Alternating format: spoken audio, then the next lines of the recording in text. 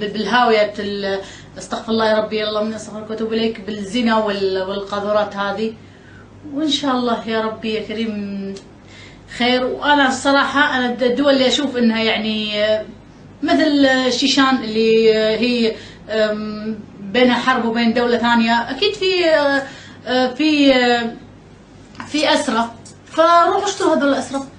يعني مو افضل يذبحهم ويجوا هناك؟ روحوا اشتروهم وش اسمه شغلوا هذا وبيعوهم على اللي هني التجار بالكويت، احسن من التجار يقعون بالحرام. فما فيها شيء، انا شايفه ما فيها شيء. واكبر مثل بانه كان عنده كثير من الجواري هارون رشيد، لما توفى وجدوا عنده 2000 جاريه، فمو عيب ولا وكانت عنده زوجه واحده فقط، فمو عيب ولا حرام. يعني شريعتنا محلله الشيء هذا.